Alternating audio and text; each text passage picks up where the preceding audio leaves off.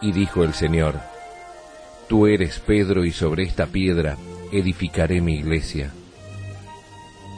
El Santo Padre, Benedicto XVI, en su aprobación y promulgación del compendio del Catecismo escribió: Agradezco infinitamente a Dios nuestro Señor el haber dado este catecismo por mi venerado y amado predecesor, el Papa Juan Pablo II. Estos, la Iglesia, el Papa y el Catecismo, son los fundamentos de esta catequesis de primera comunión. En el nombre del Padre, y del Hijo, y del Espíritu Santo. Amén. Ave María Purísima, sin pecado concebida. Bienvenidos, queridos amigos, a nuestro anteúltimo programa. Bienvenida, Mónica. Gracias por estar aquí hoy. Gracias por haber venido a estos 39 programas. También te espero el próximo. Claro que sí. Y gracias también por todo el apoyo al Instituto de Formación Teológica por Internet. Mónica es la secretaria académica y es quien recibe a quienes inscriben en los cursos, quienes tienen alguna dificultad porque no ha recibido algún envío, en fin. Aprovechamos para contarles que son 16 los cursos del Instituto. Este es uno de ellos, así que quienes quieran conocer un poquito qué otros temas pueden estudiar, todos obviamente relacionados con la teología, pueden entrar a www.institutodeteología.org o también a www.oracionesydevociones.info. Pero bueno, vamos a empezar entonces con la historia sagrada y concretamente con la resurrección del Señor. Frente al sepulcro, los judíos apostaron una guardia de soldados porque tenían miedo de que los discípulos robaran el cuerpo de Jesús y dijeran luego que había resucitado. El Señor murió un viernes. El sábado transcurrió sin novedad aparente.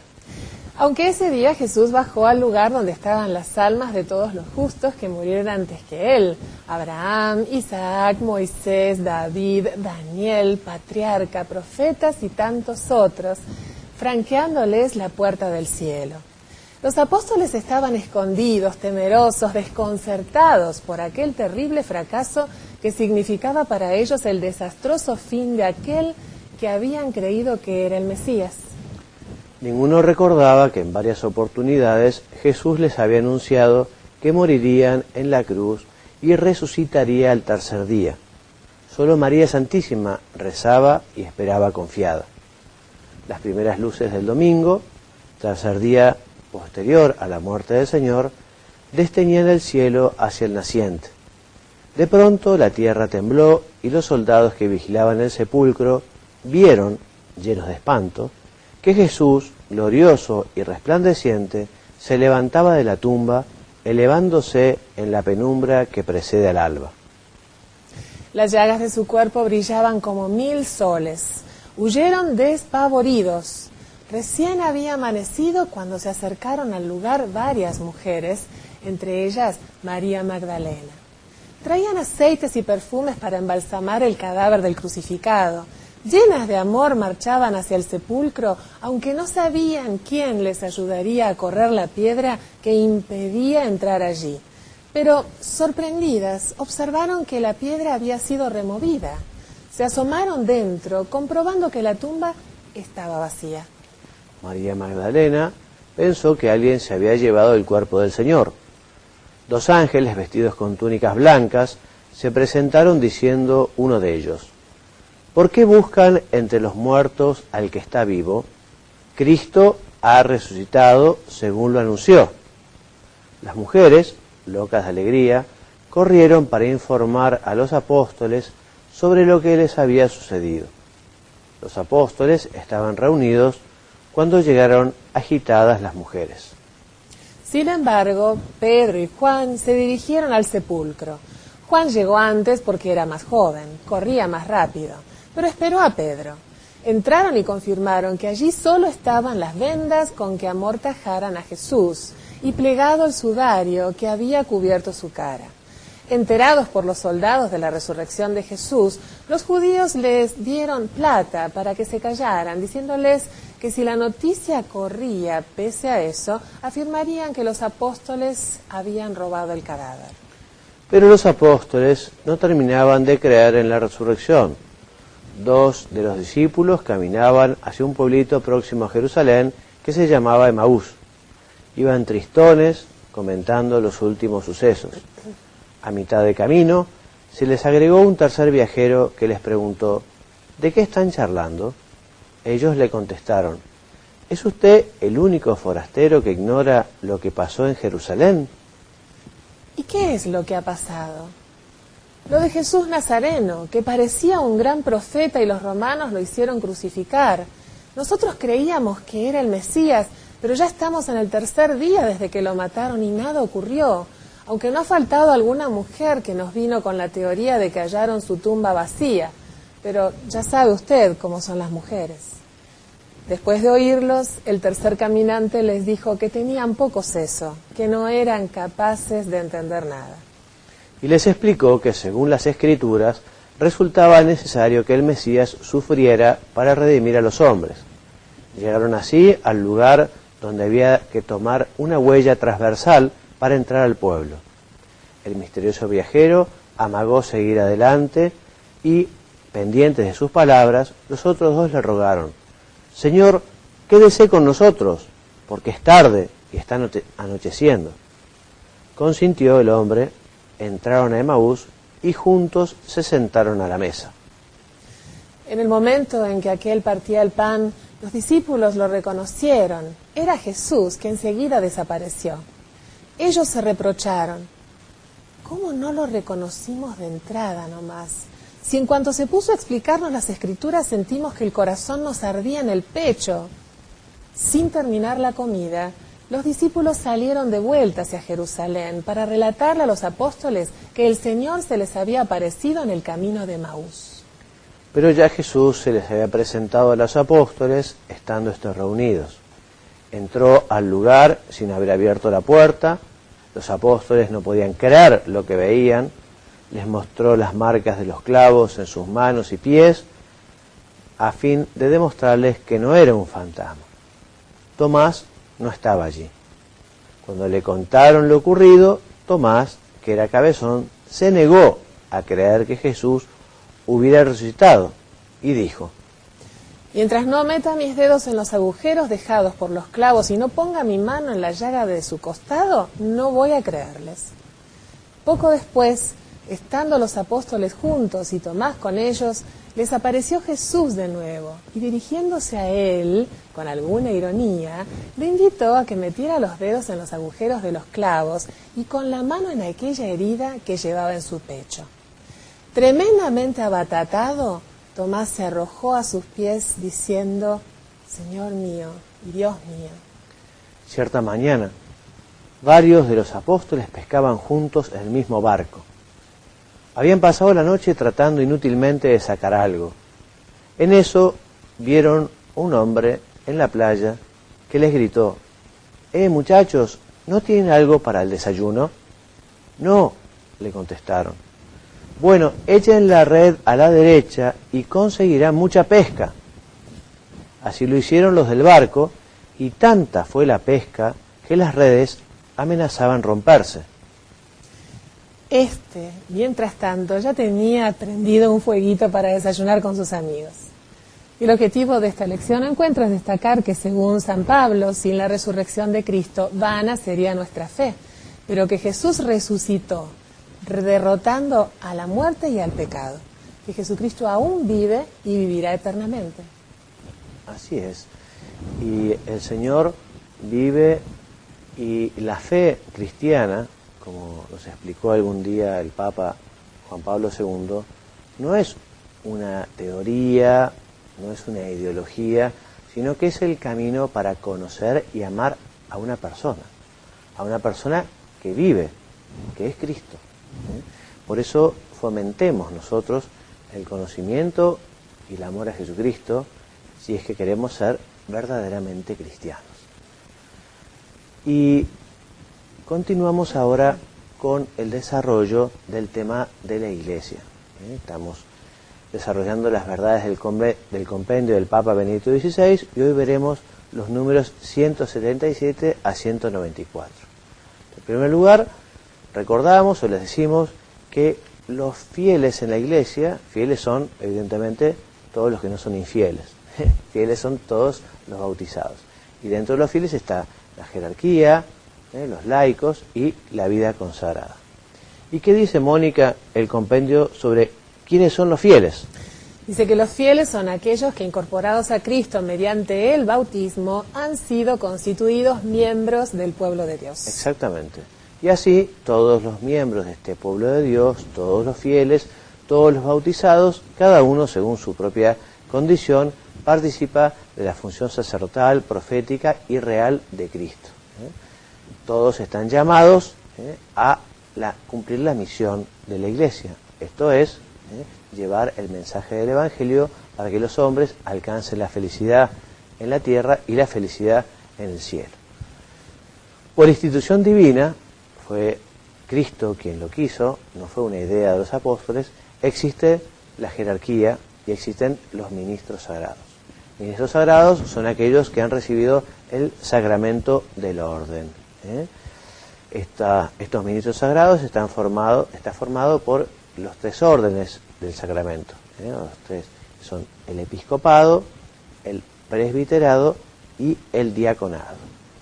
Entonces, gracias a este sacramento del orden, los obispos y presbíteros actúan en el ejercicio de este ministerio sacerdotal in persona Christi, en la persona de Cristo, en el nombre de Cristo. Y los diáconos sirven al pueblo de Dios, diaconía quiere decir servicio, y su servicio está fundamentalmente en la predicación de la palabra, en la ayuda de la liturgia y la caridad. Se caracterizarán los miembros de las jerarquías por el servicio. Si quieren reinar como Cristo, el reinado de Cristo es el servicio. La jerarquía está fundamentalmente al servicio de los fieles. Muy bien. Y respecto de que cada obispo ejerce su ministerio como miembro del colegio episcopal, siempre en comunión con el Papa, y haciéndose partícipe con él de la solicitud por la Iglesia Universal. ¿Qué quiere decir esto? Que él se ocupará de su diócesis, que es esa iglesia particular, pero siempre también con esa apertura a la Iglesia Universal. Un ejemplo, hay diócesis que tienen muchos sacerdotes o presbíteros, hay diócesis que en cambio están muy necesitadas de sacerdotes. Entonces un obispo, teniendo también esa visión para toda la iglesia, que es una sola familia, tendrá la generosidad también de prestar, por decirlo de alguna manera, entre comillas, ¿no?, algún sacerdote de su diócesis para que vaya a misionar o para que vaya a trabajar por un tiempo o para siempre, en fin. Bueno, los sacerdotes ejercen su ministerio presbiteral siempre, evidentemente, en comunión con su obispo, bajo su guía, bajo su mandato. El Papa. El Papa es el sucesor de Pedro. El Papa fue puesto por nuestro Señor. A Pedro le dijo: tú eres Pedro y sobre esta piedra edificaré mi iglesia. El Papa será siempre el obispo de Roma. El Papa es perpetuo y visible principio y fundamento de la unidad de la iglesia. Y como vicario de Cristo, Mónica, como cabeza del colegio de los obispos y pastor de toda la iglesia, ¿cómo es su potestad? Su potestad, por institución divina, la potestad es plena, suprema, inmediata y universal. ¿Y qué quiere decir? Plena, que es en todos los temas; suprema, que no hay nada arriba de él; inmediata, que también los fieles pueden acudir inmediatamente; y universal, para todas las personas de todos los lugares. Muy bien. El colegio de los obispos, en comunión con el Papa, y nunca sin el Papa, también pueden ejercitar la potestad suprema y plena sobre la iglesia. Los obispos estarán siempre en comunión con el Papa y tienen la misión de llevar el Evangelio. No es que reciban del Papa la misión, ¿no?, pero la reciben de Dios directamente, pero siempre estarán formando una unidad con el Santo Padre, con la cabeza de la iglesia puesta por Cristo. Ahora, respecto de la infalibilidad, porque a veces el magisterio de la iglesia es infalible, o sea que no hay error. Se ejerce de dos maneras: o el romano pontífice o el colegio junto con el romano pontífice. Léemelo, por favor, Mónica. Entonces, la infalibilidad se ejerce cuando el romano pontífice, en virtud de su autoridad de supremo pastor de la Iglesia, o el colegio de los obispos en comunión con el Papa, sobre todo reunido en un concilio ecuménico, proclaman con acto definitivo una doctrina referente a la fe o a la moral. Y también cuando el Papa y los obispos, en su magisterio ordinario, concuerdan en proponer una doctrina como definitiva. Exactamente. Evidentemente, cuando el Papa se manifiesta ex cátedra, o sea, desde su cátedra como pastor supremo, siempre será sobre temas de fe y moral, y él mismo manifestará la autoridad con la que manifiesta esta verdad. En la Iglesia, desde hace años que no hay una declaración dogmática. Creo que la última es la del Concilio Vaticano I, justamente sobre la infalibilidad del Papa. Pero cuando el Papa se manifiesta de esta manera, goza de una particular ayuda o luz del Espíritu Santo por el que no se puede equivocar. Muy bien, ¿cómo entonces, respecto de la función de santificar de los obispos, Mónica?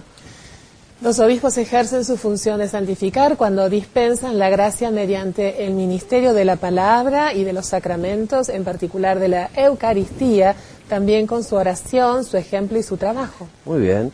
Y el obispo, a quien se ha confiado una iglesia particular, la gobierne con esa autoridad, que les decía, no es vicaria del Papa, su potestad es propia, es ordinaria e inmediata, ejercida en nombre de Cristo. Muy bien, los fieles laicos. Entonces los fieles laicos son todos los bautizados que no han hecho un compromiso particular, no han hecho votos, no tienen el sacramento del orden, el fiel corriente. Ellos responden a esta llamada a la santidad que tienen todos los hombres, también llamados justamente a llevar el mensaje del Evangelio y a construir la iglesia. Los laicos, veremos, participan en la misión sacerdotal de Cristo. ¿Cuándo? Cuando ofrecen como sacrificio espiritual, sobre todo en la Eucaristía, la propia vida con todas las obras, oraciones e iniciativas apostólicas. Muy bien. También cuando ofrecen su vida familiar, su trabajo diario, las molestias de la vida, que son llevadas con paciencia, así como también los descansos físicos y los consuelos espirituales. También los laicos participan en la misión profética de Cristo. ¿Cuándo? Cuando acogen cada vez mejor en la fe la palabra de Cristo y la anuncian al mundo con el testimonio de la vida y de la palabra mediante la evangelización y la catequesis. Muy bien. Y los laicos participan en la misión regia de Cristo porque reciben de Él el poder de vencer el pecado en sí mismos y en el mundo por medio de la abnegación y la santidad de la propia vida. Muy bien. El compendio también nos dice que los fieles laicos muchas veces colaboran con diversos ministerios en las parroquias o en las comunidades. Bien, ¿y qué es, Mónica, la vida consagrada? La vida consagrada es un estado de vida reconocido por la Iglesia, una respuesta mediante la cual los consagrados se dedican totalmente a Dios y tienden a la perfección de la caridad bajo la moción del Espíritu Santo. Muy bien, y esta consagración se caracteriza por la práctica de los 3 consejos evangélicos, ¿no? El voto de pobreza, el voto de obediencia y el voto de castidad. Dan un particular testimonio escatológico, con su entrega también nos recuerdan, justamente este es el testimonio escatológico, que vale la pena cualquier sacrificio para alcanzar la bienaventuranza eterna del cielo. Mónica, en pocas palabras, algunos consejos para padres y catequistas. Sí, gracias, Padre Juan María. Esto es algo que tenemos que tenerlo todos los fieles, todos los católicos en cuenta, pero en especial, muy particularmente los catequistas o quienes tenemos alguna responsabilidad dentro de la Iglesia, que es el conocimiento, el contacto directo y afianzado con las Sagradas Escrituras.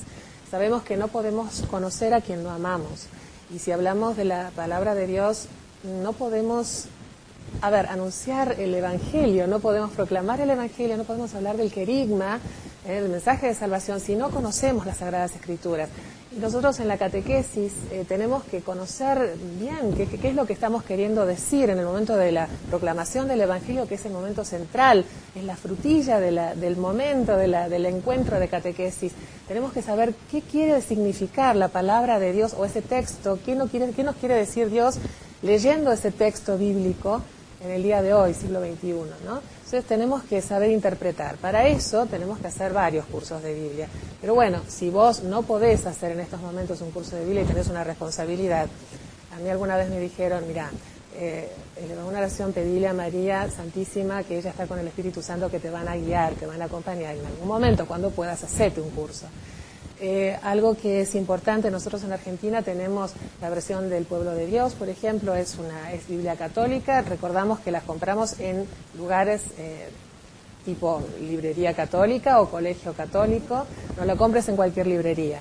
Tienen que tener a pie de página las enseñanzas del magisterio de la Iglesia.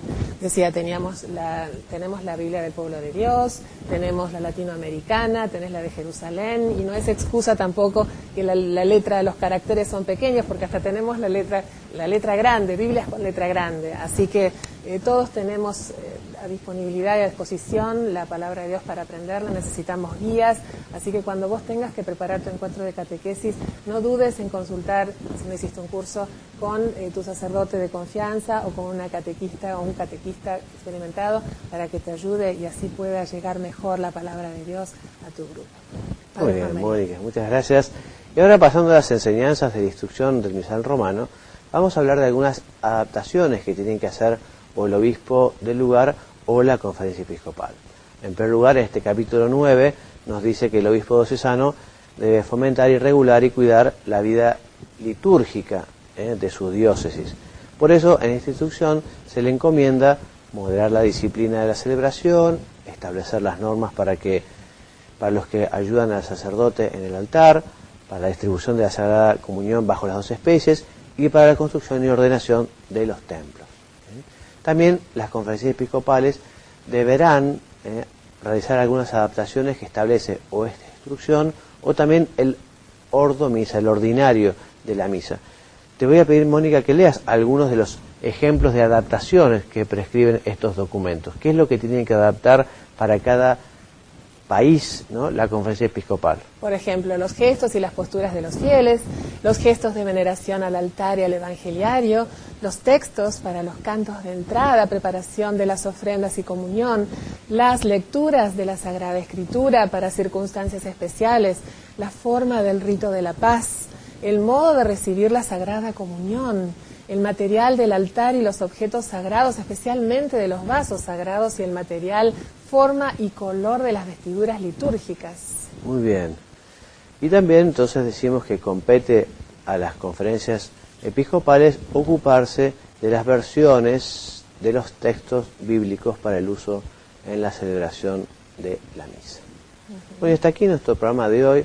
Aprovechamos estos últimos minutos como para recordarles que todo el material de este curso lo podrán encontrar en oracionesydevociones.info o en institutodeteología.org. Dios mediante, pensamos subir estos programas que se convertirán en videoclips para que también los puedan bajar, ¿no?, y verlos en su computadora. Este curso de teología para padres y catequistas termina en el próximo programa. Pero nosotros vamos a continuar. Nosotros vamos a continuar con otro curso que se llama La Fe Cristiana, un curso que apunta a estudiantes universitarios, apunta a personas ya un poquito más grandes, ¿no? También para padres y catequistas puede ser de gran utilidad, en los cuales veremos las grandes verdades de nuestra fe. Veremos los artículos del credo, hablaremos de todos y cada uno de los mandamientos, hablaremos de los sacramentos y también de la oración. Son artículos en cada lección, son 40, preparados por profesores de la Universidad de la Santa Cruz en Roma, la gran mayoría, y van explicando cada uno de estos temas. Lo hacen con mucha profundidad, pero a su vez comprensibles. Yo creo que vale la pena que sigan en este espacio viendo el próximo curso, porque pensamos que va a ser muy enriquecedor. Aprovechamos también para decirles que nos pueden escribir a nuestras direcciones de correo. Pueden escribirme a mí, a juanmariagallardo@gmail.com. Pueden escribirle a Mónica, secretaria ifti@gmail.com. Pueden allí acercarnos sus inquietudes, sus preguntas. En los sitios, como les decíamos recién, encontrarán otros cursos que, si bien se envían por correo electrónico, quien quiera recibir todo el material, con muchísimo gusto, se lo enviamos por correo electrónico. U otra variante también es que entren a encuentra.com. Encuentra.com es un portal católico muy importante que tiene una plataforma Moodle, una plataforma educativa donde hay muchos de los cursos del Instituto de Formación Teológica por Internet. Allí pueden entrar cuando ustedes quieran y allí van estudiando, van viendo la información, y si quieren un certificado de poder hacer el curso, nos envían las reflexiones pedagógicas que nosotros les corregiremos con mucho gusto. Bueno, terminamos enviándoles la bendición, invitándolos a que nos sigan ya el último programa de la serie de este curso para catequistas y padres de primera comunión. ¿Algunas últimas palabras o alguna despedida, Mónica? No, que nos vemos el programa que viene y todavía seguimos. Muy bien, entonces que Dios los bendiga y los haga muy santos. Muchas gracias por acompañarnos. Y dijo el Señor: Tú eres Pedro, y sobre esta piedra edificaré mi iglesia. El Santo Padre, Benedicto XVI, en su aprobación y promulgación del compendio del Catecismo escribió: Agradezco infinitamente a Dios nuestro Señor el haber dado este catecismo por mi venerado y amado predecesor, el Papa Juan Pablo II.